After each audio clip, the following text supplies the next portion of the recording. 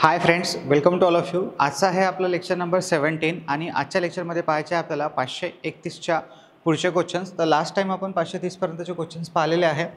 तो होप तुम्ही सगळे क्वेश्चन्स परत म्हणजे एकदा जेवढे कन्सेप्ट तुम्हाला नवीन असेल, जिथे तुम्हाला काही शिकायला भेटलं असेल, इम्पॉर्टंट असेल, तुम्ही नोट डाऊन करून ठेवत असाल। तर पहा पुढचा क्वेश्चन आपल्याकडे, the direction of rotation of a repulsion motor can B change by changing. म्हणजे डायरेक्शन ऑफ रोटेशन कशी चेंज केल्या जाते रिपल्शन मोटरची, असं विचारलेलं आहे। आता रिपल्शन मोटर म्हणजे कॉम्युटेटर टाईप मोटर, कारण की या कॉम्युटेटर टाईप मोटरमध्ये युनिव्हर्सल मोटर आणि रिपल्शन मोटर येते। आणि या रिपल्शन मोटरमध्ये आपल्याला माहीत आहे की आर्मेचर असतो, त्याच्यावर कॉम्युटेटर असतो, त्याच्यावर ब्रशेस असतात आणि ब्रशेस आपण शॉर्ट करतो आणि रिपल्शन तत्वावर मोटरला टॉर्क मिळतो, म्हणून आपण याला रिपल्शन मोटर म्हणतो। आता अशा मोटरचे जे आहे आपल्याला डायरेक्शन चेंज करायची असेल तर काय करायचं असते हे तुम्हाला माहीत आहे, पण तरी पहिले त्याच्या आन्सरच्या अगोदर एकदा ऑप्शन वाचू। सप्लाय कनेक्शन, स्टेटर कनेक्शन म्हणजे काय चेंज करावं लागेल, तर सप्लाय कनेक्शन चेंज करावं लागेल, स्टेटर कनेक्शन चेंज करावं लागेल, ब्रश पोझिशन चेंज करावं लागेल की रोटर वाइंडिंगचे कनेक्शन चेंज करावं लागेल। तर याचं राईट आन्सर तुमच्या डोक्यात आलं असेल, तर राईट आन्सर आहे option number C, brush position. तुम्हाला माहीत आहे की हे ब्रशेस जेव्हा आपण 45 डिग्रीला बसवतो तेव्हा मोटर ही मॅक्झिमम टॉर्क प्रोड्यूस करते आणि ब्रशच्या पोझिशनवरूनच तिचा टॉर्क आणि तिची डायरेक्शन सेट होते। त्याच्यामुळे मग आपल्याला इथे ब्रश पोझिशन हे जे आहे ही चेंज करावी लागेल जर आपल्याला डायरेक्शन चेंज करायची असेल तर। पुढचा क्वेश्चन आहे, which one of the following motor will have the lowest starting torque. पुढीलपैकी कोणती मोटर जी आहे तिचा लोएस्ट स्टार्टिंग टॉर्क आहे। पहिलं ऑप्शन आहे universal motor, shaded pole motor, capacitor start, capacitor run motor, repulsion induction motor. आपल्याला माहीत आहे लोवेस्ट स्टार्टिंग टॉर्क जो आहे तो दिलेल्या ऑप्शनपैकी तो म्हणजे आहे शॅडेड पोल मोटरचा। जेवढाही मोटर आपण शिकलेलो आहोत सिंगल फेज इंडक्शन मोटरमध्ये, त्यातील सर्वात लोएस्ट टॉर्क जर असेल तर ते आहे शॅडेड पोल मोटरचा। पुढचा क्वेश्चन पाहू आपण, the purpose of shaded coils in a shaded pole motor. आता पहा, purpose of shaded coils, actually shaded coil नसतात, कॉईल वगैरे नसतात, काय असतात, कॉईल शॅडेड रिंग असतात किंवा बँड असतो। पण इथे शब्द वापरलेला आहे कॉईल, आणि हा कॉईल ऐकून आपण कन्फ्यूज होऊन जातो की अरे शॅडेड कॉईल कोणते आलेले आहे, तर नाही, जो मेन फील्ड पोल असतो त्याच्यावरच आपण 1/3 भागामध्ये जे शेडिंग रिंग टाकतो आहे त्याला त्यांनी इथे शॅडेड कॉईल म्हटलेलं आहे। आणि हे शॅडेड रिंग किंवा कॉईल किंवा बँड टाकण्याचं कार्य काय आहे किंवा काय यूज आहे ते आपल्याला विचारलेलं आहे। तर पहिलं ऑप्शन आहे produce a rotating magnetic field, दुसरं आहे produce a rotating magnetic field, दुसरा ऑप्शन आहे be reduce the friction loss, reduce the rough commutation आणि रिड्यूस आर्मेचर रिॲक्शन। त्याचा राईट आन्सर आहे मित्रांनो option number A, produce rotating magnetic field. Rotating magnetic field produce करणं हे त्या shading कॉईलचं काम आहे। पुढचा क्वेश्चन आहे, what is the function of centrifugal switch. आपल्याला सेंट्रिफ्युगल स्विचचं काय कार्य आहे ते माहीत आहे। आपण सेंट्रिफ्युगल स्विच कोणत्या वाइंडिंगच्या सिरीजमध्ये लावतो, कशासाठी लावतो ते माहीत आहे। जर तुम्ही ऑप्शन्स वाचले तुम्हाला पटकन त्याचा आन्सर देता येईल, पण हे असे क्वेश्चन्स आहे की याचे आन्सर तुम्हाला काही करून माहीत असायलाच हवे। तर पहिलं ऑप्शन आहे टू डिस्कनेक्ट द रनिंग वाइंडिंगला डिस्कनेक्ट करण्यासाठी तर चुकीचं आहे। To disconnect the starting winding when the motor attend 75% of its rated speed, तर अगदी बरोबर आहे। दुसरा जो पर्याय आहे की डिस्कनेक्ट द स्टार्टिंग वाइंडिंगला डिस्कनेक्ट करण्यासाठी आपण सेंट्रिफ्युगल स्विचचा वापर करतो, पण हा सुद्धा सेंट्रिफ्युगल स्विच जेव्हा मोटरची स्पीड ही 75% पर्यंत येईल तेव्हाच तो ऑपरेट होतो आणि स्टार्टिंग वाइंडिंगला सप्लायपासून डिस्कनेक्ट करतो। तिसरा ऑप्शन आहे to disconnect the rotor resistance, तेही चुकीचं आहे, आणि नन ऑफ द अबव ते सुद्धा चुकीचं आहे, कारण की राईट आन्सर त्याच्यामध्ये अवेलेबल आहे। पुढचा क्वेश्चन आहे, which of the following motor will give highest starting torque. पुढीलपैकी कोणती मोटर जी आहे ती हायेस्ट स्टार्टिंग टॉर्क प्रोव्हाइड करते। Capacitor start motor, universal motor, shaded pole motor, reluctance motor. पहा, which of the following motor will give highest starting torque, कोणती, जसं आता आपण थोड्या वेळा अगोदर पाहिलं होतं की which motor give the lowest starting torque, आता इथं म्हटलेलं आहे गिव्ह दी हायेस्ट स्टार्टिंग टॉर्क। तर आता हायेस्ट स्टार्टिंग टॉर्क विचारलेलं आहे, तर पहिलं ऑप्शन आहे कॅपॅसिटर स्टार्ट मोटर, दुसरं आहे युनिव्हर्सल मोटर, तिसरं शॅडेड पोल मोटर आणि चौथं आहे रिलक्टन्स मोटर। ठीक आहे, तर शॅडेड आणि रिलक्टन्स हे तर कटले, रिपल्शन असतं, चला ठीक आहे ऑप्शनमध्ये, तर ते एक फाईटमध्ये असतं। आता जे रिपल्शन आहे, युनिव्हर्सल आहे आणि कॅपॅसिटर स्टार्ट मोटर आहे, या तिघांचाही स्टार्टिंग टॉर्क जो आहे तो हायच आहे, पण आता आणि हायच आहे, म्हणून याचा आन्सर जे आहे तुम्हाला वेगवेगळ्या ठिकाणी वेगवेगळं दिसेल। काही ठिकाणी तुम्हाला रिपल्शन मोटरसुद्धा हाय स्टार्टिंग टॉर्क देणारी दिसेल, कुठं तुम्हाला युनिव्हर्सल मोटर आन्सर दिसेल, तर कुठं तुम्हाला capacitor start induction run motor किंवा मग कॅपॅसिटर स्टार्ट कॅपॅसिटर रन असं सुद्धा दिसेल। तर एवढ्या साऱ्या कन्फ्युजनमध्ये जर तुम्हाला प्रायोरिटी द्यायची असेल आणि मोस्ट ऑफ द ठिकाणी जर तुम्हाला बरोबर ॲन्सर सापडत असेल तर ते आहे कॅपॅसिटर स्टार्ट मोटर. म्हणून इथे जे प्रायोरिटी दिलेली आहे मी ती कॅपॅसिटर स्टार्ट मोटरला दिलेली आहे, हे लक्षात ठेवा, कारण की मोस्ट ऑफ द ठिकाणी आपल्याला हे आन्सर्स पाहायला भेटते. तसा तिन्ही मोटर जो स्टार्टिंग टॉर्क आहे तो जास्तच आहे. पुढचा क्वेश्चन आहे, the most economical method of starting a single phase motor. म्हणजे सिंगल फेज इंडक्शन मोटरला चालू करण्याची सर्वात परवडणारी इकॉनॉमिकल पद्धत, स्वस्तावाली पद्धत कोणती? इकॉनॉमिकल म्हणजे स्वस्त पद्धत कोणती आहे? किफायतशीर स्वस्त पद्धत म्हणजे कमी पैशात लंबी आवाज. तर इथे स्प्लिट फेज मेथड म्हटलेलं आहे, इंडक्टन्स स्टार्ट मेथड म्हटलेलं आहे, कॅपॅसिटन्स स्टार्ट मेथड म्हटलेलं आहे आणि रेजिस्टन्स स्टार्ट मेथड म्हटलेलं आहे. तर राईट आन्सर शोधा तुम्ही पटकन आणि विचार करा की कोणतं राईट आन्सर आहे. पहा मित्रांनो, इथं तुम्ही MCQ लेक्चर्स पाहता, मी तुम्हाला 1000 वेळेस सांगितलेलं आहे की तुम्ही क्वेश्चन्सला स्टॉप करून प्रत्येक क्वेश्चन्सला वाचून त्याच्यावर विचार करून स्वतः उत्तर फाइंड आउट करून देन नंतर मग प्ले करू शकता.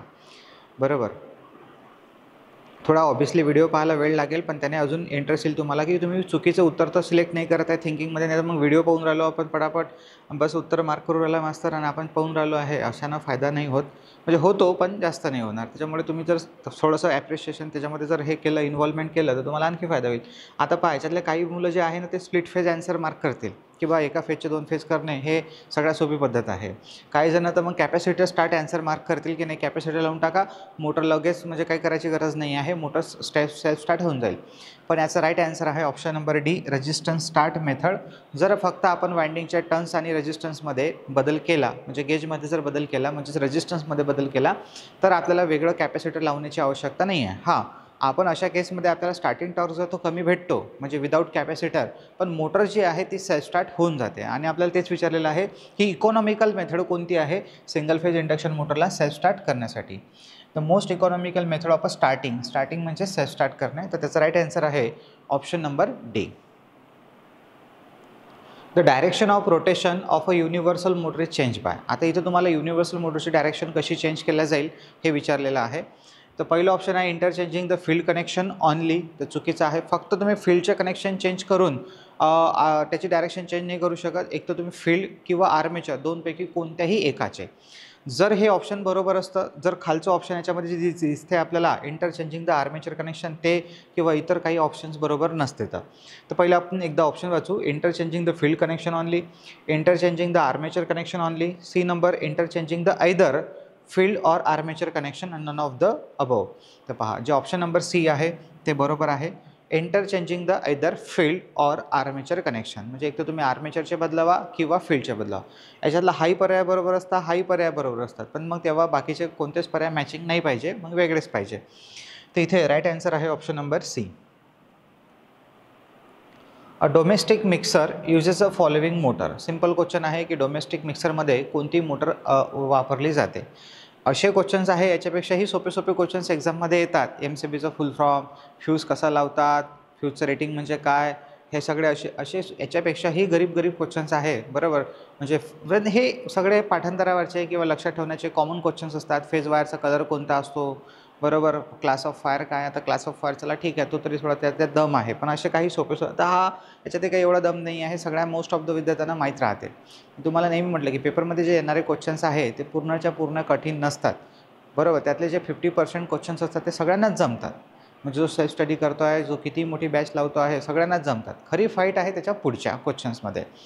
तर इथे राईट आन्सर आहे युनिव्हर्सल मोटर. पण हे बेसिक क्वेश्चन ज्याला येत नाही त्याने विचार करा की आपली परिस्थिती कुठं आहे. म्हणजे आपण आता फाईटमध्येच नाही आहे, कॉम्पिटिशनमध्येच नाही आहे, तर निदान आपल्याला ते तरी आले पाहिजे, पुढचे क्वेश्चन्ससुद्धा आले पाहिजे.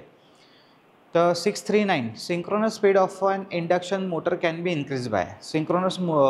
जी सिंक्रोनस स्पीड आहे इंडक्शन मोटरची ती कशाद्वारे आपण इन्क्रीज करू शकतो. मी डायरेक्टली ऑप्शन वाचतो मित्रांनो, म्हणजे एक्सप्लेनेशन डायरेक्ट दिल्यापेक्षा म्हणजे तुम्हाला विचार करायला बरं होईल. रिड्युसिंग मेकॅनिकल फ्रिक्शन रिड्यूस करून आपण एक सिंक्रोनस स्पीड वाढवू शकतो. Increasing the supply voltage, increasing the number of poles आणि इन्क्रीजिंग द सप्लाय फ्रिक्वेन्सी. याचे अर्थ तुम्हाला मराठीमध्ये सहज कळून जातात. काय म्हणते आहे तर सप्लाय व्होल्टेज वाढून, पोलची संख्या वाढून आणि फ्रिक्वेन्सी वाढून. आता या प्रश्नाचं उत्तर जर तुम्हाला द्यायचं असेल तर तुम्हाला सिंक्रोनस स्पीडचा फॉर्म्युला माहीत पाहिजे, तो आठवावा लागेल. तर सिंक्रोनस स्पीडचा फॉर्म्युला NS बरोबर 120 F/P. बरोबर, सिंक्रोनस स्पीड आणि पोल हे एकमेकाच्या व्यस्त आहे. जर आपण पोलमध्ये वाढ केली तर सिंक्रोनस स्पीड कमी होणार, उलटा वाढणार नाही. जर आपल्याला सिंक्रोनस स्पीडमध्ये वाढ करायची असेल तर आपल्याला फ्रिक्वेन्सीमध्ये वाढ करावी लागेल, कारण की सिंक्रोनस स्पीड आणि फ्रिक्वेन्सी हे डायरेक्टली प्रोपोर्शनल आहे. म्हणून इथं राईट आन्सर राहणार आपलं option number D, increasing supply frequency. पुढचा क्वेश्चन आहे, रिकामी जागा during plugging of induction motor of N induction motor. Plugging माहिती आहे तुम्हाला, प्लगिंग हा शब्द जसा आला इंडक्शन मोटरसाठी तेव्हा इंडक्शन मोटरच्या इलेक्ट्रिकल ब्रेकिंग सिस्टीमबद्दल बोललं जात आहे. तर याच्यामध्ये जे 3 ब्रेकिंग सिस्टीम आहे, डायनॅमिक, प्लगिंग आणि रिजनरेटिव्ह, त्यातलीच एक प्लगिंगबद्दल बोललं जात आहे.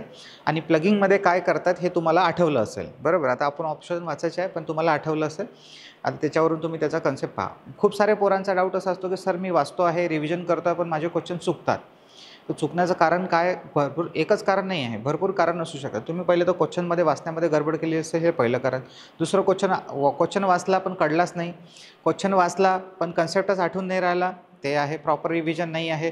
क्वेश्चन्स वाचला, उत्तर मार्क करताना प्रॉपर तुम्ही सिलेक्शन नाही केलं, इलिमिनेशन पद्धतीने वापरलं, ते कारण असू शकते. एखादं न्यूमेरिकल असेल, चुकीचा फॉर्म्युला वापरला असेल, चुकीचं कॅल्क्युलेशन्स केलं असेल, अनेक कारणं आहे की तुमचा स्कोर हा कमी येण्यासाठी. पण त्याच्यासाठी तुम्हाला करावं लागेल स्वतःवर ॲनालिसिस. जेव्हा तुम्ही रोज ॲनालिसिस कराल की मी कुठे मिस्टेक करतो आहे, त्या मिस्टेक तुम्हाला इम्प्रूव्हमेंट करावे लागेल, तरच आपला जो स्कोर आहे तो वाढत जातो.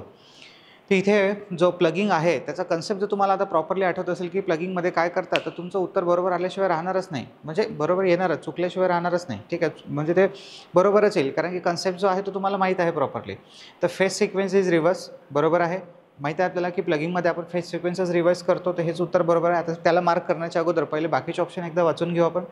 गडबड करायची नाही, बरोबर प्रॉपरली उत्तर द्यायचं. DC source is connected to stator. आता महावितरणचा पेपर आहे, फायनल जे पॅटर्न आहे आपल्या एक्झामचं, त्याच्यामध्ये फक्त टेक्निकलचे 25 क्वेश्चन्स आहे. आणि असे 25 क्वेश्चन विचार करा तुमचं भवितव्य घडवणार आहे, तर तुम्हाला एक एक प्रश्नाला किती इज्जत द्यावी लागेल, इज्जत किती द्यावी लागेल. एकही क्वेश्चन्स जो आहे तो तुमचा मोस्ट ऑफ द चुकला नाही पाहिजे. पुऱ्या 25पैकी एखादा दुक्कट जो तुम्हाला आता माहीतच नाही आहे, येऊनच नाही राहिला, नवीन आहे, शिकवल्यातून नाही आहे, कधी पाहिलाच नाही आहे, तर तो ठीक आहे.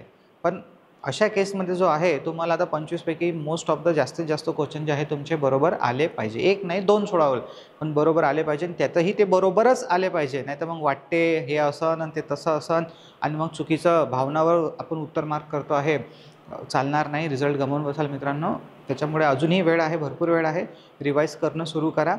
जेवढे काही तुमच्याकडे 10, 15 आजची 3 तारीख आहे, तुमच्याकडे 17 दिवस उरलेले आहे, 16 दिवस समजा. तर तेवढ्या दिवसातसुद्धा तुम्ही रोज जास्तीत जास्त रिव्हिजन करा, कन्सेप्ट आठवा प्रॉपरली, जेवढेही तुम्ही शिकलेले असाल तेवढं, आणि पेपरला जा. डेफिनेटली तुमचा पेपर चांगला जाईल, फक्त मेमरी वाढवा.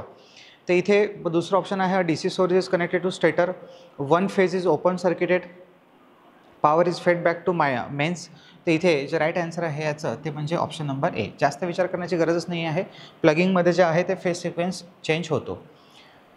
पुढचा क्वेश्चन आहे, capacitor in a single phase induction motor is use for. असे क्वेश्चन्स आपण सिलेक्ट केलेले आहे की बाय चान्स जर हे चुकीनं पेपरमध्ये आले तर तुमचं उत्तर अजिबात चुकणार नाही. आता पाहिजे काय म्हणते आहे, इम्प्रूव्हिंग द पॉवर फॅक्टर, म्हणजे कॅपॅसिटर कशासाठी यूज करतात, हे सगळं आता हा कन्फ्युजिंग क्वेश्चन आहे. म्हणजे अलग अलग रंगाचे अलग अलग आन्सर याचे येतात. जसं आता कॅपॅसिटर, कोणी म्हणते कॅपॅसिटर हे मोटरला सेल्फ स्टार्ट करण्यासाठी वापरतात, कोणी म्हणते मोटरला पॉवर फॅक्टर वाढवण्यासाठी करते, तर कोणी म्हणते मोटरचा स्टार्टिंग टॉर्क वाढवण्यासाठी वापरला जातो. तसं जर पाहिलं तर हे तीनही उत्तर बरोबर आहे. पण प्रॉब्लेम कुठं येते, जेव्हा एकाच प्रश्नासाठी अनेक ऑप्शन्स बरोबर असतात आणि आपण काहीच म्हणू नाही शकत की नाही मग हे कोण बरोबर आहे, एकच बरोबर पाहिजे होतं, नाही. त्यावेळेस तुम्हाला प्रायोरिटी द्यावी लागते. हा त्या कॉम्पिटेटिव्हचा अर्थच आहे, स्पर्धाच आहे इथं परीक्षेमध्ये. इथं ही फक्त परीक्षा नाही आहे, इथं या परीक्षेमध्ये स्पर्धासुद्धा ॲड केलेली आहे. तर इम्प्रूव्हिंग, जसं आपण आता 10वी 12वी पास झालो, ITI पास झालो, तर फक्त आपण परीक्षा दिलेली आहे. इथे आपल्याला आता स्पर्धा आहे, या स्पर्धेमध्ये आपल्याला समोर जायचं आहे. जो समोर गेला तो सिलेक्टेड आहे. तर improving the power factor, improving the starting torque, starting the Motors आणि रिड्युसिंग द हार्मोनिक्स. तर राईट आन्सर आहे याचं इम्प्रूव्हिंग द स्टार्टिंग टॉर्क. हे त्याचं मेन कारण आहे की इम्प्रूव्हिंग स्टार्टिंग टॉर्क, त्याच्यानंतर मग पॉवर फॅक्टर आणि त्याच्यानंतर मग मोटरला सेल्फ स्टार्ट करणे, हे जसे त्याचा क्रम येतो. तर राईट आन्सर आहे आपला ऑप्शन नंबर बी. पुढचा क्वेश्चन आहे, capacitor start and capacitor run motor are use in. Capacitor start, capacitor run motor कुठे यूज होते, हॉइस्ट, रोलिंग मिल्स, मायनिंग आणि रेफ्रिजरेटर. मित्रांनो तुम्ही इथं पाहत असाल, तुम्हाला काही वाटत नाही या क्वेश्चनचं व्हॅल्यू, इज्जत. हाच क्वेश्चन पेपरमध्ये आला ना तर तुम्हाला घाम सोडते, हॉइस्ट नसन, रोलिंग मिल तर नसन, मायनिंग तर नसन, रेफ्रिजरेटर तर नसन, रेफ्रिजरेटर कुठेतरी ऐकलेले असते आणि चारही बरोबर वाटते आपल्याला, बरोबर. पण आपल्याला करेक्ट उत्तर माहीत असलं पाहिजे. आपण त्याच्या अगोदर म्हणजे आपल्याला माहीत पाहिजे प्रॉपर्टीज काय. आपण शिकलो आहे की याचा जे यूज आहे ते रेफ्रिजरेटरमध्ये केला जातो. तर याचा राईट आन्सर आहे ऑप्शन नंबर डी. पुढचा क्वेश्चन आहे, a shaded pole single phase induction motor can be use for. Shaded pole जे इंडक्शन मोटर आहे ती कशासाठी यूज केल्या जाते असं यांनी आपल्याला विचारलेलं आहे. Use for the wet grinder, food mixer, tape recorder, personal computer as a cooling fan. तर इथं राईट आन्सर आहे personal computer as a cooling fan. म्हणजे जो पर्सनल कम्प्युटर असतो आपला, PC पण म्हणतात त्याला आपण, ठीक आहे, पर्सनल कम्प्युटर. तर त्याच्यामध्ये जे कूलिंग फॅन लावलेले असतात त्यासाठी आपण शॅडेड पोल मोटरचा यूज करतो. जर हे ऑप्शन नसतं तर मग इथे आपण टेप रेकॉर्डरला प्रायोरिटी दिली असती, मार्क केलं असतं. पण टेप रेकॉर्डसाठी इतरसुद्धा मोटर वापरल्या जातात, जसं स्टेपर मोटर वगैरे आहेत किंवा रिलक्टन्स मोटर आहेत त्यासुद्धा वापरल्या जातात. 444 single phase induction motors are more noisy. ज्या सिंगल फेज इंडक्शन मोटर आहे ह्या मोर नॉयसी आहे, म्हणजे जास्त आवाज करतात than 3 phase induction motor because of. तर याचं कारण आपल्याला विचारलेलं आहे. पहा, एक क्वेश्चन्स तुम्हाला एका पॅटर्नचा नाही भेटणार आहे. प्रत्येक क्वेश्चन्समध्ये कुठं ना कुठं काही ना काही स्वरूप वेगळं आहे. कधी कारण, तर कधी डायरेक्ट प्रश्न, तर कधी पाठांतर, तर कधी कॅल्क्युलेशन्स, तर कधी डायरेक्टली प्रोपोर्शनल, इन्व्हर्सली प्रोपोर्शनल, तर कधी अजून वेगळे लॉजिकल कन्सेप्ट. प्रत्येक क्वेश्चनचं वेगवेगळं स्वरूप आहे. तर इथे पहा, इथे आता आपल्याला कारण विचारलेलं आहे की हे कारण काय आहे की सिंगल फेज इंडक्शन मोटर नॉयसी आहे. तर इनहरंटली लो पॉवर रेटिंग, म्हणजे कमी रेटिंग असते म्हणून त्याचा आवाज करते. स्क्वेरल गेज रोटरचं डिझाईन आहे म्हणून आवाज करते. मग तर ते 3 फेज मोटरमध्ये पण आहे, मग तेही आवाज करायला पाहिजे. तर ते तर त्याचा आन्सर नाही आहे. Then C pulsating electrical power input, हे त्याचं बरोबर आन्सर आहेच. म्हणजे कारण आपण जो दिलेला सप्लाय आहे तो पल्सेटिंग असतो, म्हणजे अल्टरनेटिंग असतो सिंगल फेज. आता 3 फेज आहे तर सर अल्टरनेटिंगच असते, बरोबर आहे. पण 3 फेजमध्ये काय असते, फिरतं चुंबकीय क्षेत्र तयार होते. इथे बदलतं चुंबकीय क्षेत्र तयार होते सिंगल वाइंडिंगमुळे, बरोबर. तुम्हाला माहीत असेल स्टार्टिंग वाइंडिंग जर यूज नाही केली आपण तर बदलतं चुंबकीय क्षेत्र तयार होते. आणि चौथा ऑप्शन आहे कॉन्स्टंट मेकॅनिकल पॉवर आउटपुट, तर हे सुद्धा नाही आहे. आता या दोन ऑप्शनपैकी कोणतं ऑप्शन बरोबर असेल तर पहा, इनहरंटली लो पॉवर रेटिंग हे सुद्धा त्याचं कारण नाही आहे. याचं कारण आहे मेन म्हणजे सी. आणि आता काही तर सिंगल फेज इंडक्शन मोटरचे आवाजही करत नाही, पण जो विचारलेला क्वेश्चन्स आहे त्याच्यानुसार जर आपल्याला आन्सर द्यायचं असेल तर ते त्याचा आन्सर सी राईट आहे. लक्षात ठेवा, जर तुम्हाला माहीत नसेल तर काही प्रॉब्लेम नाही. जेवढं आपण MCQ वाचत राहू तेवढं आपल्या नॉलेजमध्ये भर पडत जाईल, तेवढं आपलं नॉलेज वाढेल आणि त्याचा फायदा आपल्याला एक्झाममध्ये होत राहील. The type of capacitor use in a capacitor start motor is. Capacitor start मोटरमध्ये कोणत्या टाईपचा कॅपॅसिटर यूज केला जातो. तर पहिलं ऑप्शन आहे electrolytic capacitor, ceramic capacitor, paper capacitor आणि मायका कॅपॅसिटर. तर याचं राईट आन्सर आहे मित्रांनो इलेक्ट्रोलिटिक कॅपॅसिटर. आता हा फक्त इलेक्ट्रोलिटिकच नाही तर स्पेशल इलेक्ट्रोलिटिक कॅपॅसिटर आहे, पण तिथं तो शब्द नाही आलेला आहे स्पेशल. म्हणजे बाय डिफॉल्ट आता तो शब्द आहे म्हणजे तसंच असेल असं त्यांनी गृहीत धरलेलं आहे, आपल्याला सुद्धा धरावं लागेल. पण असाच एक क्वेश्चन आहे की इलेक्ट्रोलिटिक कॅपॅसिटर कोणत्या सप्लायवर यूज करतात. तर मग तिथे फक्त आन्सर तुम्हाला DCच मार्क करावं लागेल. इलेक्ट्रोलिटिक कॅपॅसिटर ऑन विच, म्हणजे जो इलेक्ट्रोलिटिक कॅपॅसिटर आहे हा कोणत्या सप्लायवर वापरला जातो, तर त्याचा आन्सर फक्त DC मार्क करायचं, AC आणि DC मार्क करायचं नाही. जर स्पेशल म्हटलं तर मग त्याचा आन्सर जे आहे ते AC आणि DC आपण मार्क करू शकतो, ठीक आहे. देन पुढचा क्वेश्चन आहे आपल्यासमोर, the application of resistance start induction run motor is. आता इथे आपल्याला अप्लिकेशन विचारलेलं आहे रेजिस्टन्स स्टार्ट इंडक्शन रन मोटरचं. म्हणजे पहिलीच मोटर आहे resistance start induction run motor. तर पहिलं ऑप्शन आहे refrigerator, hair dryer, electric clocks आणि वॉशिंग मशीन. आपण लिहिलेलं आहे मित्रांनो, तुम्हाला माहीत असेल. तसंही पाहिलं तर हे जे सिंगल फेज इंडक्शन मोटर आहे याचे अप्लिकेशन काही जागेवर नाही आहे. प्रॅक्टिकली तुम्ही कोणत्याही म्हणजे पर्टिक्युलर एका कामासाठी तुम्ही मल्टिपल मोटरसुद्धा यूज करू शकता. पण याचं जे स्टँडर्ड आन्सर आहे ते दिलेलं आहे वॉशिंग मशीन आयोगाने. म्हणून हा क्वेश्चन जसं तसाच आणि याचं उत्तरसुद्धा जसं तसं लक्षात ठेवायचं. पुढचा क्वेश्चन आहे, in a single phase motor the main winding and starting winding are place apart from the degree. म्हणजे जे स्टार्टिंग वाइंडिंग आणि मेन वाइंडिंग आहे ते एकमेकांच्या किती इलेक्ट्रिकल डिग्रीमध्ये बसवलेले असतात. त्याचा आन्सरसुद्धा माहिती आहे आपल्याला 90 डिग्रीमध्ये.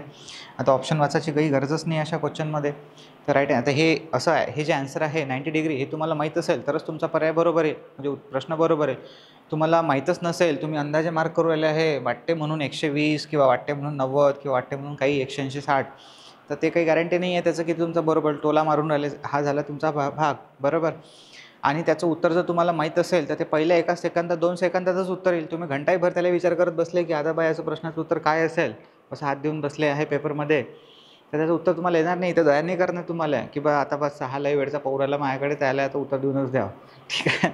असं होणार नाही आहे. त्याच्यामुळे लक्षात ठेवा, रिव्हिजन हा सक्सेसची की आहे. रिवाईज करा तर ते आठवतील आणि कन्सेप्ट चांगले लक्षात ठेवा. जो माहीतच नाही आहे बा, शिकवला नाही सरांनी, वाचला नाही, कधी पाहिला नाही, त्याच्यावर एखादा 40 सेकंद तुम्ही विचार केला, नाही आला, तो ठीक आहे भाग, बरोबर. पण असे क्वेश्चन जे आहे, जे आपल्याला माहीत आहे, झालेले आहे, लिहिलेले आहे आपण, तो आठवलाच पाहिजे आपल्याला. ते आठवून नाही राहिले म्हणजे कुठं फॉल्ट आहे? रिव्हिजनमध्ये फॉल्ट आहे.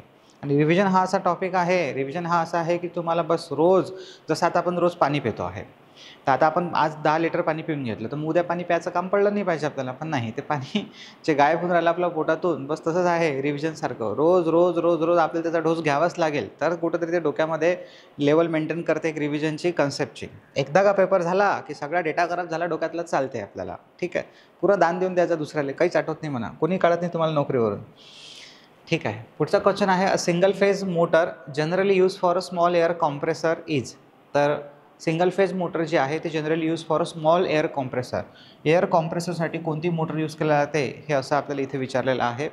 Capacitor start, capacitor run, split phase, reluctance type आणि शॅडेड पोल. त्याचं राईट आन्सर आहे capacitor start, capacitor run motor, म्हणजेच डबल कॅपॅसिटर मोटर. कारण की आता इथे स्मॉल एअर कॉम्प्रेसर म्हटलेलं आहे, ठीक आहे. एअर कॉम्प्रेसरसाठी आपण यूज करतो आहे. स्मॉल हा शब्दाच्या आल्याच्या कारणानं जर इथं ऑप्शन कॅपॅसिटर स्टार्ट असतं तर ते सुद्धा बरोबर असतं याच्यापेक्षा. मग देन पुढचं आहे, द स्टेपर मोटर इज अ. तर स्टेपर मोटर काय आहे? DC मोटर आहे, सिंगल फेज AC मोटर आहे, 2 फेज मोटर आहे, मल्टीफेज मोटर आहे. ते जे नवीन विद्यार्थी असतील ज्याने फक्त महावितरणची बॅच केलेली आहे फास्ट ट्रॅकची, त्यांना स्टेपर मोटर शिकवल्या गेला नाही आहे, स्पेशल मोटर. तर त्यांनी डायरेक्ट आन्सर लक्षात ठेवायचं की जे स्टेपर मोटर आहे ही एक मल्टीफेज मोटर, स्पेशल मोटर आहे आणि मल्टीफेज मोटर आहे. देन पुढे, the rotor of a stepper motor has. तर जो रोटर असतो स्टेपर मोटरचा तो कसा असतो? आपल्याला माहीत आहे 2 टाईपचे रोटर येतात, म्हणजे 3 टाईप्स येतात. एक परमनंट मॅग्नेट येतो, एक व्हेरिएबल रिलक्टन्स येतो आणि एक हायब्रिड येतो. तर जे दिलेले ऑप्शन्स आहे त्याच्यावर कोणती वाइंडिंग नसते, अगदी बरोबर आहे. त्याच्यावर कोणताही कॉम्युटेटर नसतो, तेही बरोबर आहे. नो कॉम्युटेटर आणि नो ब्रशेस. तर कॉम्युटेटरच नाही आहे तर त्याच्यावर ब्रशेससुद्धा नसतात. म्हणजे इथं पर्याय आहे ऑल ऑफ द अबव, बरोबर. म्हणजे स्टेपर मोटरचा जो रोटर आहे तो, त्याच्यावर ना वाइंडिंग असते, ना कॉम्युटेटर असते, ना ब्रश. मग असतो कसा सर? तर तो क्वेश्चन आता नाही आहे विचारण्याचा, गेला तो वेळ. आता कसा असतो तसं सगळं माहीत आहे आपल्याला, ठीक आहे. म्हणजे आपलं झालं आहे. ज्यांना माहीत नाही आहे त्यांनी आता त्याच्या डीपमध्ये घुसू नका. The application of stepper motor is. तर अप्लिकेशन काय आहे स्टेपर मोटरचं? पहा, एक मोटर महत्त्वाची होती, 2 मोटर रिलक्टन्स आणि स्टेपर. त्याच्यावर जे महत्त्वाचे क्वेश्चन्स आहे जे मला फील होतात की बा आता पेपरमध्ये येऊ शकते याच्यावरचे, तर ते आपण इथं घेतलेले आहे की जेणेकरून जसेच्या तसे तुम्हाला ते पेपरमध्ये पाहायला भेटेल. तर कॉईल वाइंडर्स ॲप्लिकेशन कशासाठी आहे? तर कॉईल वाइंडिंग करण्यासाठी, फॅक्स मशीनसाठी, लिफ्ट आणि हॉईससाठी आणि कॉम्प्रेसरसाठी. त्याचा आन्सर आहे right fax machine. Printer, fax machine जे आहे याच्यामध्ये आपण यूज करतो आहे, सॅटेलाईट वगैरे stepper motor. Which one of the following type of motor is most suitable for a computer printer drive. आता इथं थोडा उलटा क्वेश्चन विचारलेला आहे. आताच आपण पाहिलं की कम्प्युटर म्हणजे फॅक्स मशीन प्रिंटरमध्ये आपण यूज करतो, तर तेच इथं आहे की कम्प्युटर प्रिंटर ड्राईव्हमध्ये कोणती मोटर वापरल्या जाते. तर याचं राईट आन्सर येईल स्टेपर मोटर. थोडा उलटासारखा क्वेश्चन झालेला आहे हा, म्हणजे सारखाच आहे फक्त, ठीक आहे. पुढचा क्वेश्चन आहे, single phase motor are commercially manufacture up to. आता पहा, कमर्शियली मॅन्युफॅक्चर अप टू म्हणजे सिंगल फेज मोटर जे आहे त्या किती HP पर्यंत बनवल्या जातात. तर त्याचं जर उत्तर तुम्ही पाहिलं तर तुम्हाला 2ही दिसेल, 5ही दिसेल आणि 10ही दिसेल, बरोबर. म्हणजे 2 HPचेही आहे, 3 तुम्हाला सांगतो 2ही आहे, 3ही आहे मार्केटमध्ये, 5ही जा, 7ही भेटते आणि 10ही भेटते, बरोबर. मार्केटमध्ये गेलं तर मी 10ची तर नाही पाहिली मार्केटमध्ये, गुगल सांगते 10 HPमध्ये पण आहे म्हणते, असं गुगल सांगते. पण मार्केटमध्ये मी 5 HPची सुद्धा single phase induction motor practically आपण पाहिलेली आहे. पण जेव्हा पेपरमध्ये प्रश्नाचं उत्तर देण्याची वेळ येते तेव्हा स्पेसिफिक उत्तरच लक्षात ठेवावं लागेल तुम्हाला, ते म्हणजे 2 HP. 2 HP ज्या आहे त्या single phase induction motor commercially manufacture होतात, तेव्हा त्यापर्यंत ते परवडतात. पण त्याच्यापेक्षा जास्त रेटिंगसाठी आपल्याला 3 फेज इंडक्शन मोटर यूज करणं फायदेशीर असतात. कारण की ह्या मोटर 5 HPच्या जरी यूज करतो आपण सिंगल फेज, पण ते 5 HPचा टॉर्क प्रोड्यूस करत नाही, अननेसेसरी लॉसेस जास्त होतात आणि आपली इफिशियन्सी कमी होते, बिलिंगसुद्धा जास्त येते. पण हे थोडंसं लोकांना कळत नाही त्याच्यामुळे पण. आणि जिथं अजून दुसरी गोष्ट की जिथं आता ऑप्शनच नाही आहे तिथंसुद्धा मग आपण त्याला पर्याय म्हणून एक वापरतो, जे 5 HPची single phase. Single phase induction motor. आता पहा, सिंगल फेज इंडक्शन मोटर रिकामी जागा म्हणून दिलं. पहिलं ऑप्शन आहे इज सेल्फ स्टार्टिंग, चुकीचं आहे. Single phase induction motor self start नसते. Operate at a fix speed, तर ते operate at a fix speed कुठेतरी बरोबर वाटत आहे की बा चला थोडीशी स्पीड, फिक्स स्पीड म्हणजे एवढीही फिक्स नाही सिंक्रोनस मोटरसारखी, पण ज्याची जे रोटेटिंग मॅग्नेटिक फील्ड असते त्याच्यापेक्षा कमी वेगाने ते फिरते. पुढचं ऑप्शन आहे इज लेस रिलायबल दॅन, म्हणजे रिलायबल कमी आहे तर हे तर चुकीचं आहे. रिलायबल लेस रिलायबल म्हटलेलं आहे, तर ती लेस नाही आहे, रिलायबल आहे ती, पण इथं लेस म्हणून हा ऑप्शन चुकलेला आहे. आणि चौथा पर्याय आहे नन ऑफ द अबोव. आता उत्तरामध्ये दोन फाईट आहे, एक तर बी बरोबर आहे की डी बरोबर आहे, म्हणजे operate at a fix speed or none of the above. आता खूप साऱ्या फिलिंग येतील आपल्याला. None of the above mark करण्याच्या वेळेस आपला 10 वेळेस विचार करेल की नाही हे उत्तर नसेल, उत्तर असेल याचा operate at a fix speed, कारण की तिची एक कॉन्स्टंट स्पीडनं ती मोटर फिरते.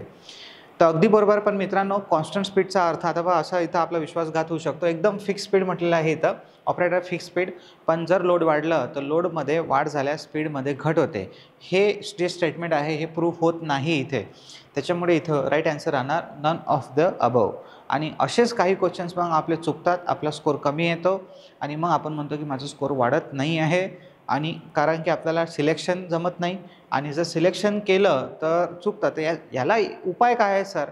याला उपाय एकच आहे, मोर अँड मोर प्रॅक्टिस. ठीक आहे, म्हणजे तुम्ही फक्त थेरी रिवाईज करून राहिलेले आहे, खूप मोठा रट्टा मारून ठेवलेला आहे, पण MCQs क्वेश्चन सॉल्व नाही करत आहे, तर आपला माइंड तसासुद्धा डेव्हलप होत नाही की आपण त्या क्वेश्चन्सला बरोबर हँडल करू शकतो ऑप्शन्सला. त्यामुळे MCQवर सुद्धा प्रॅक्टिस करणं गरजेची असते. पुढचा क्वेश्चन आहे capacitor start capacitor run single phase induction motor is a basically. तर capacitor start capacitor run motor काय आहे?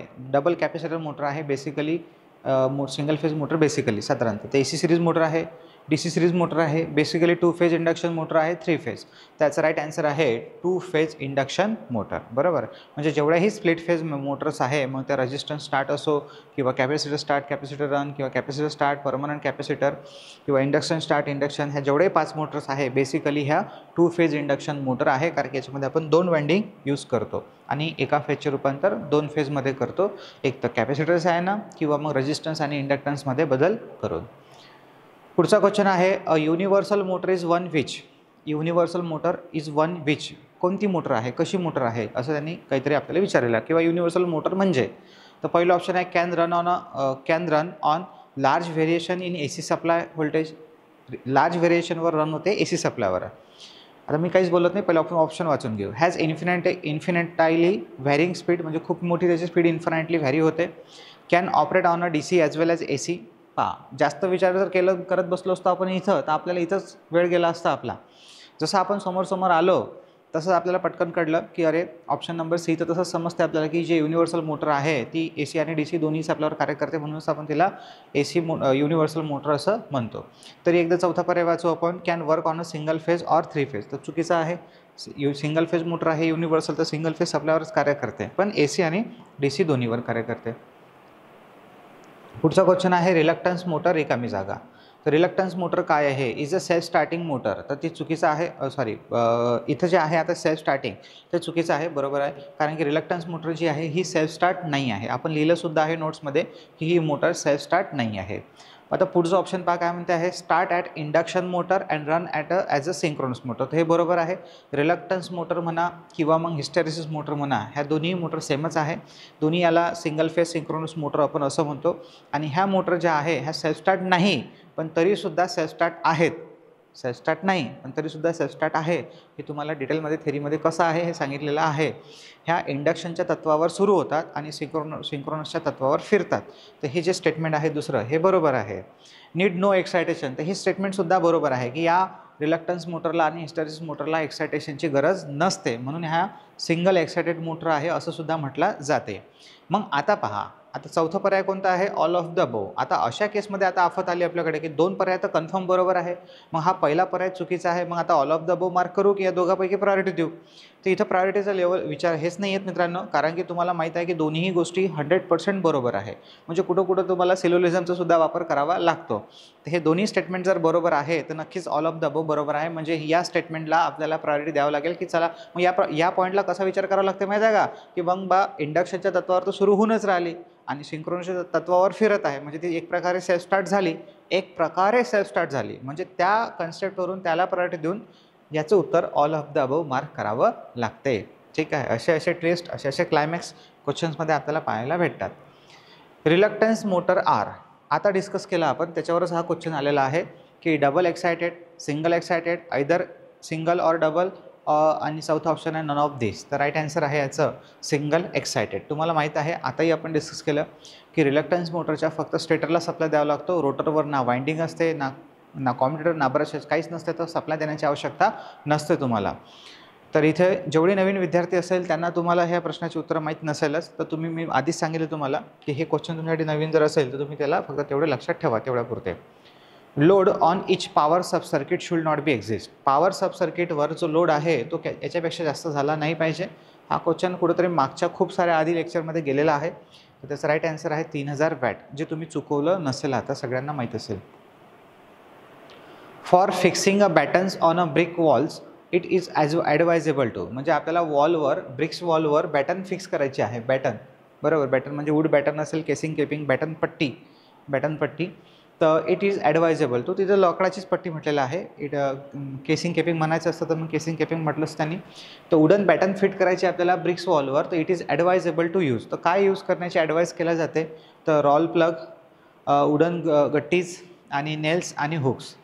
हा मित्रांनो, जर तुम्ही पाहिलं असेल तर नेल तर नाही वापरत आपण, चला हुक हेही नाही आहे, पण इथे जे दोन पर्याय आहे याच्यामध्ये आपली गडबड होऊ शकते. आता रॉल प्लग वापरायचे कारण की बॅटन पट्टी फिक्स करायची आहे. त्याची पट्टीसाठी गट्टी ज्या म्हणतो आपण, गट्टी वुडन गट्टीज म्हणजे जे ड्रिल करतो आपण त्याच्यामध्ये आपण ग्रिफ्ट टाकतो आहे वुडनची, ठीक आहे, वुडन गट्टीज म्हणू आपण त्याला, ठीक आहे इथं.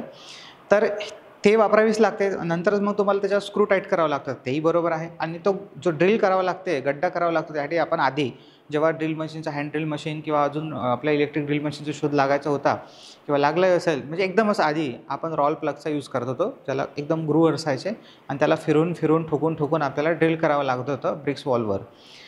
मग आता दोन्ही पर्याय बरोबर आहे, मग आता प्रायोरिटी द्यायची वेळ आहे. मग अशा वेळेस काय द्यायचं, तर पहा, जर तुम्हाला हे करायचं असेल, बॅटन फिक्स करायचे असेल, तर तुम्हाला जे हे आहे रॉल प्लगचा यूज करावाच लागेल, तरच तुम्ही त्याच्यामध्ये रॉल गिट्टी प्लग बसवू शकता.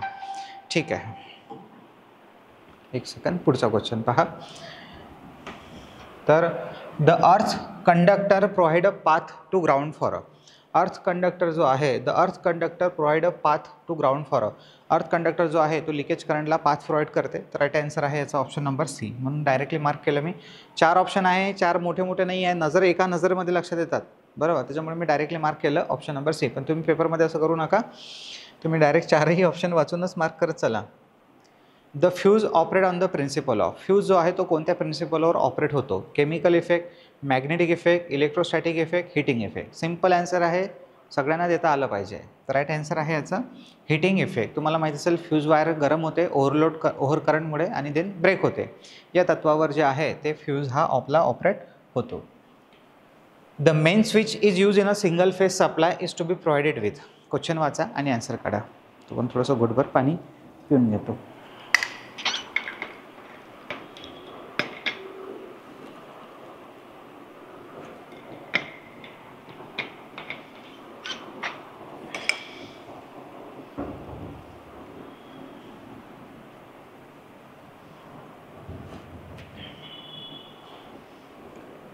सांगा. The main switch is use in a single phase supply is to be provided with. तुम्ही ऑप्शन्स वाचले असाल आणि उत्तरसुद्धा काढले असेल. चला मी ऑप्शन वाचतो आता. Fuse in a both line and neutral. म्हणजे जो फ्यूज आहे तो बोथ लाईन अँड न्यूट्रलवर यूज करतात. इथं काय म्हटलं आहे, main switch use in a single phase supply. आता सिंगल फेजवर आपण ICDP यूज करू. खतरनाक आहे ICDP, बरोबर. आता आधी यूज करत होते त्याच्या हिशोबानं हा ICDP, आयरन क्लॅड डबल पोल म्हणजे 2 फ्यूज आहे. आता सिंगल फेज सप्लाय स्पष्ट शब्दात म्हटलेला आहे इथे आणि single phase supply. Single phase सप्लायमध्ये काही 2 फेज नसतात, एक फेज आणि एक न्यूट्रल असते. तर जेव्हा आपण याला सप्लाय देतो तेव्हा एक फेज येतो, एक न्यूट्रल येतो. दोन्ही 2 फ्यूजला लावतो आपण आणि देन आउटपुटसाठी आपण 2 वायर बाहेर काढतो. असंच असते ना वायरिंग. मग आता हे जे पहिलं ऑप्शन दिसते आपल्याला, fuse in a both line and neutral. Both line म्हणजे ह्या दोन्ही लाईन, फेज आणि न्यूट्रल, लाईन आणि न्यूट्रल याच्यावर फ्यूज लावलेला असतो. तर हा पर्याय बरोबरच आहे आपला.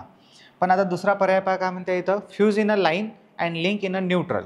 फ्यूज इन अ लाईन म्हणजे फ्यूज जो आहे हा आपण फक्त लाईनसाठी यूज करतो आणि न्यूट्रलसाठी जे आहे ते न्यूट्रल लिंक यूज करतो. तर हेही बरोबर आहे. काही तुम्हाला मेन स्विच, आता हा ICDP जर सोडला तर तुम्हाला असे जे मेन डिस्ट्रीब्युशन बोर्ड असतात त्याच्यामध्ये तुम्हाला फक्त फ्यूजच दिसतील.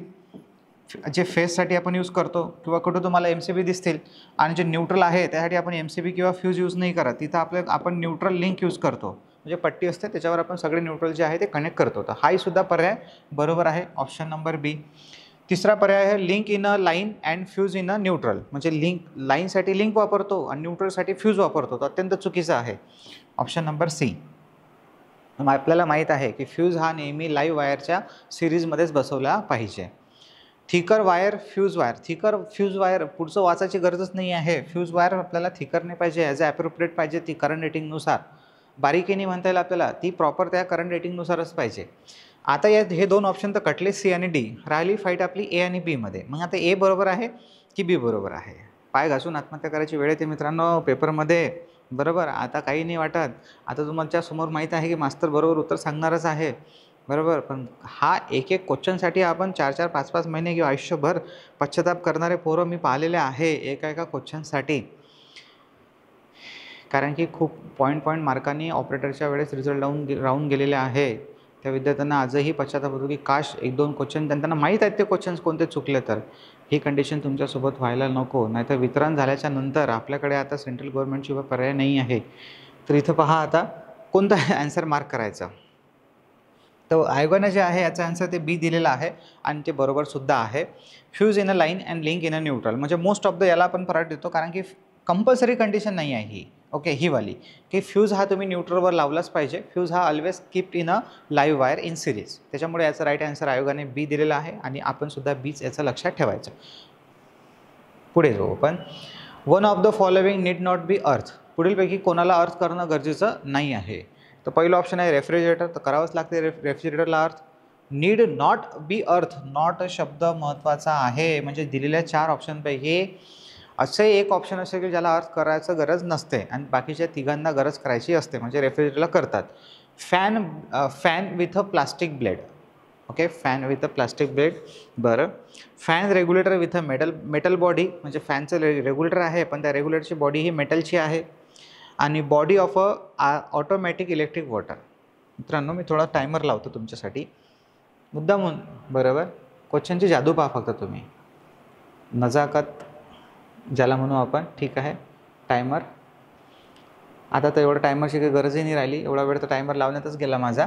तरी चला स्पेशली घ्या तुम्ही याच्यासाठी 30 सेकंद, उत्तर काढा फक्त बरोबर. जे तुम्हाला बरोबर वाटेल तुम्ही कागदावर लिहून ठेवा.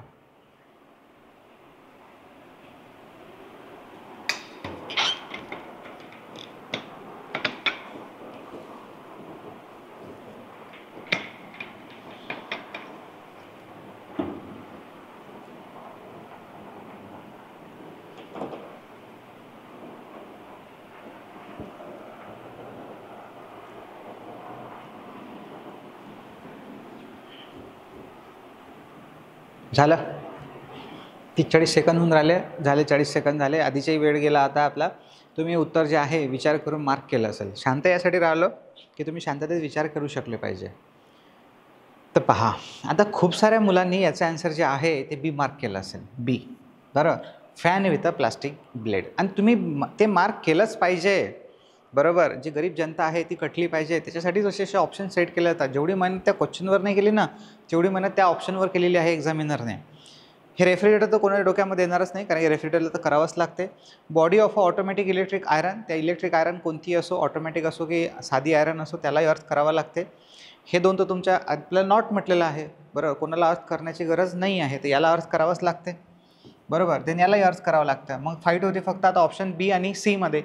तर खूप साऱ्या विद्यार्थ्यांनी बी आन्सर मार्क केलं असेल. मग सर बरोबर आहे की चूक आहे आमचं, सांगतो. तर हा जो तुम्ही पर्याय मार्क केलेला आहे पहिले फुरसतमध्ये, तर हा चुकीचा आहे. याचा राईट आन्सर आहे ऑप्शन नंबर सी. आता काहून पहा, ज्यांनी बी मार्क केलं त्यांनी हाही विचार केला की फॅन रेग्युलेटर आहे म्हणते, पण त्याची मेटल बॉडी आहे. आता मेटल बॉडी आहे भाऊ, तर मग अर्थ करावंच लागन, बरोबर. मेटल बॉडी आहे म्हणून अर्थ करावंच लागन, म्हणून हा नाही हा पर्याय बरोबर, कारण याची ब्लेड जे आहे ते प्लास्टिकचे आहे आणि प्लास्टिकला अर्थ करायची गरज नसते. मग या विचारावर तुम्ही, बरोबर, हाच विचार केला ना, जो तुम्ही हा विचार केला तो विचार ऑलरेडी एक्झामिनरच्या डोक्यात येते की तुम्ही काय विचार करू शकता आणि त्याच्यानुसारच क्वेश्चन्स टाकला जाते, बरोबर. आता बारकाईने विचार करा की हे जे फॅन आहे, fan with a plastic body, त्याचे ब्लेड प्लास्टिकचे आहेत मित्रांनो, मोटर प्लास्टिकचे नाही आहे. ते मोटर तर लोखंडाचीच आहे, त्याच्यामध्ये तर लिकेज करंट येऊ शकते ना. आणि त्यासाठी जे वापरलेली असेल बॉडी, ओके, जे काही कूलर असेल समजा तर आता मेटलचे सुद्धा असतात, प्लास्टिकचे सुद्धा असतात. पण इथे एवढंच म्हटलेलं आहे की फॅन आहे. आता फॅनचाच विचार करा ना, जर कूलरचा फॅन आहे तर फॅनची बॉडी मेटलची आहे, त्याचा रॉड मेटलचा आहे, तो त्या वरच्या हुकलासुद्धा, वरची हुकसुद्धा मेटलची आहे, फक्त त्याचे ब्लेड प्लास्टिकचे आहे. तर ब्लेड प्लास्टिकचे आहे म्हणून अर्थ करणं योग्य नाही आहे का? म्हणजे त्याला तुम्ही अर्थ करू नका असं कुठं लिहिलं आहे का? ऑलरेडी ब्लेड प्लास्टिकचे असू द्या किंवा मेटलचे असू द्या, त्याच्याशी फरक नाही पडत. फॅन मेटलचा आहे ना, तो रॉडला मेटलला जोडलेला आहे ना, तो रॉड आपल्या घराच्या याला हुकला मेटलला लावलेला आहे ना, मग लिकेज करंट जो आहे तो तसा पुरा येऊ शकतो किंवा आपला कॉन्टॅक्ट हा त्या ब्लेडला येऊ शकतो आणि फॅनला येऊ शकतो. पण फॅन आहे मेटलचा तर त्याला अर्थ करावाच लागते. खूप बारीक विचार करावा लागतो इथं. आणि दुसरी गोष्ट आहे इथं की आता हे पहा, तिसरं option, fan regulator with a metal body. तर फॅनचं रेग्युलेटर आहे, पण सर हे मेटलच्या बॉडीच आहे ना, तर याला तर अर्थ करावाच लागेल. अरे नाही भाऊ, याला अर्थ जरी मेटलची बॉडी असेल पण तरी त्याला अर्थ करण्याची गरज नाही आहे. कारण की एक तर आपण पहिलेच ते रेग्युलेटर वुडन बोर्डवर लावतो या मग आपल्या याच्यावर प्लास्टिक बॉडीवर फ्रेमवर लावतो आणि त्यातही ते बोर्डाच्या अंदर असते, कन्सिल्ड असते. कोणतंही सरफेस बोर्ड लावा तुम्ही की अंडरग्राऊंडमध्ये कन्सिल्ड बोर्ड लावा, तर ते शेवटी त्या गाल्याच्या आतमध्येच जाते. तर त्याचा कॉन्टॅक्ट ह्युमनसोबत डायरेक्ट येतच नाही. येईल ते इलेक्ट्रिशियनचा येईल जेव्हा तो प्लेट खोलेल, बरोबर. त्याच्यामुळे मित्रांनो ते ॲन्सर नाही आहे त्याचं. छोटासा क्वेश्चन होता, खूप साऱ्या विद्यार्थ्यांच्या डोक्यामध्ये डायरेक्ट उत्तर आलं असेल. हे जे मी एक्सप्लेनेशन दिलं हे आपली जे गरीब जनता असते दारिद्र्य रेषेच्या खाली, त्यांच्यासाठी दिलेलं आहे की असे आपण गरीब विचार करतो कधी कधी पटकन, सहज आणि सोपे, आणि आपलं उत्तर चुकून जाते. आणि हेच झालेलं आहे खूप साऱ्या विद्यार्थ्यांसोबत. ट्रान्सकोमध्ये खूप मेहनत केलेली आहे, खूप केलेली आहे, पण गडबड केलेली आहे. अरे बापरे, काय सोपा क्वेश्चन आहे, मला त्याचा ॲन्सर येतेच. ओव्हर कॉन्फिडन्समध्ये उत्तरं चुकवलेले आहेत. आता हे चूक महावितरणमध्ये करू नका. The standard length of a conduit available in the market is. मार्केटमध्ये जे कॉन्ड्यूट पाईप अवेलेबल राहतात त्याची स्टँडर्ड साईज काय आहे? तर 10, 2, 7, 3 मीटर. तर राईट आन्सर आहे याचं 3 मीटर. ते पाठच पाहिजे. 3 मीटर म्हणजे 10 फुटाचे पाईप आपल्याला मार्केटमध्ये अवेलेबल्स आहेत. स्टँडर्ड साईज आहे ती. While making a batten wiring जेव्हा आपण बनवत आहे, what is the space interval between the clip in a vertical run. म्हणजे व्हर्टिकल रन म्हणजे उभा. तर या उभ्यामध्ये जेव्हा आपण पॅटर्न फिट करत आहे तेव्हा या क्लिपचं 2 क्लिपमधलं अंतर, स्पेस इंटरवल, हा जो स्पेस इंटरवल आहे हा किती असला पाहिजे हे आपल्याला यांनी विचारलेलं आहे व्हर्टिकल रनसाठी. तर 12 सेंटीमीटर, 18 सेंटीमीटर, 15 सेंटीमीटर, 20 असे 12, 18, 10, 15, 4, 1, 2, 1, 2, 3, 4, 5, 6, 7, 8, 9, 10, 10, 20, 30, 40 हे करून उत्तर नाही येणार आहे. ते डायरेक्ट आपल्याला पाठच पाहिजे. तो क्वेश्चन कुठंतरी आपल्या वाचनात गेला पाहिजे, नाही तर मग थेरीत वाचनात गेला पाहिजे. असा क्वेश्चन जर डायरेक्ट पेपरमध्ये आला, भाऊ ठीक आहे, एक तर तुक्का मारा, नाही तर पुढच्या वेळेस भेटू.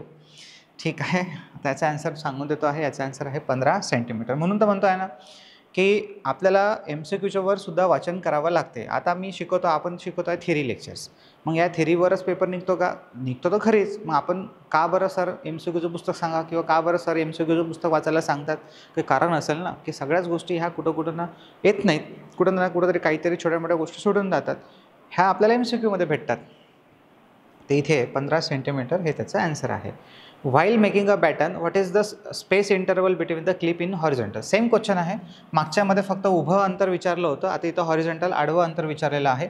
तर त्याचा ॲन्सर आहे डायरेक्टली 10 सेंटीमीटर. पुढचा क्वेश्चन आहे हे काही क्वेश्चन पूर्ण पाठांतरावरचे आहे. The thread on a conduit pipe in a all cases should have a length of range. म्हणजे जे कॉन्ड्यूट पाईपला आपण थ्रेड मारतो तर ते थ्रेडची रेंज किती असते, म्हणजे ते किती MM पर्यंत आपण थ्रेड मारतो? तर 10 ते 20 MM पर्यंत, 11 ते 27, 12 ते 25 आणि 15 ते 35. तर याचं उत्तरसुद्धा आपल्याला पाठच करावं लागतं. हे सगळे 2-3 क्वेश्चन रट्टावालेच आहे. तर राईट आन्सर याचं 11 ते 27 MM. आणि पुढचा क्वेश्चन आहे the surface conduit wiring. Surface conduit wiring म्हणजे कॉन्ड्यूट म्हणजे पाईप वायरिंग आहे पण भिंतीच्या वर आहे. Saddle should be fix at a interval of not more than. जे शॅडल तुम्ही लावता आहे त्या नॉट मोर दॅन इंटरवल नंतर, म्हणजे याच्यापेक्षा जास्त अंतर नसलं पाहिजे. आता बा मित्रांनो, याचं जे उत्तर आहे ना ते 0.5ही बरोबर आहे, 0.75ही बरोबर आणि 1 मीटर बरोबर आहे. हे चुकीचं आहे, 1.5. पण विषय असा असते, तुम्हाला सांगतो, तुम्ही जर याचं उत्तर गुगल केलं ना, तुम्हाला 0.5 दाखवते, 0.75 दाखवते आणि 1 दाखवत नाही, 1 पुस्तक दाखवते, बरोबर. पण या क्वेश्चनचा अर्थ असा आहे की should be fix interval not more than, हा एक शब्द खूप महत्त्वाचा आहे. नॉट मोर दॅन म्हणजे तुम्हाला जर विचारलं असतं की सरफेस कॉन्ड्युइट वायरिंगमध्ये शॅडलमधलं अंतर किती असलं पाहिजे, तर मग तुम्ही 0.5 चाललं असतं, 0.6 चाललं असतं. 0.6 सेंटीमीटर असते ते ॲक्च्युली 0.6 मीटर म्हणजे 60 सेंटीमीटर, जे आपण लिहिलंसुद्धा आहे कार्यशाळेच्या व्हिडिओमध्ये किंवा नोट्समध्ये किंवा आय रूल्समध्ये. मग त्याच्या क्लोजेस्ट ऑप्शन 0.5 बरोबर आहे. जर ते नसतं तर 0.75. पण इथं काय म्हटलं आहे, नॉट मोर दॅन म्हणजे जास्तीत जास्त याच्यापेक्षा जास्तीत जास्त अंतर नसलं पाहिजे. म्हणून असा हा युनिक क्वेश्चन बनतो आणि अशा युनिक क्वेश्चनचा आन्सर आपल्याला लक्षात ठेवावं लागेल 1 मीटर. 1 मीटरपेक्षा जास्तीत जास्त अंतर त्याच्यामध्ये नसलं पाहिजे. आयोगाने सुद्धा उत्तर त्याचं सी दिलेलं आहे. मी का सांगतो आहे तुम्हाला की आयोगाने उत्तर सी दिलेलं आहे, कुठंच सांगतो आहे, प्रत्येक ठिकाणी देत नाही. कारण की तुम्हाला माहीत आहे की तिथं तुम्हाला अजून डाऊट येईल की नाही मग खरंच याचं बरोबर आहे की नाही आहे, ठीक आहे म्हणजे हेच उत्तर आहे की नाही आहे. आणि मी पण कधी मजबूर असतो, आयोगाचंच आपल्याला कधी ऐकावं लागते कधी. जे डेफिनेटली चुकीचं आहे ते चुकीचंच आहे. The radius of a bend use in a conduit wiring should not be less than, जे बेंडचं रेडियस राहते ते किती याच्यापेक्षा कमी नसलं पाहिजे. पाठांतरावरचाच क्वेश्चन आहे. 3, 5, 6 आणि 7.5. तर राईट आन्सर आहे याचं 7.5 सेंटीमीटरपेक्षा जे रेडियस आहे ते कमी नसलं पाहिजे. ठीक आहे. तर हा आपला लास्ट क्वेश्चन होता 670 नंबरचा. याच्या पुढचे जे क्वेश्चन्स आहेत ते आपण नेक्स्ट लेक्चरला बघू. तोपर्यंत बाय बाय.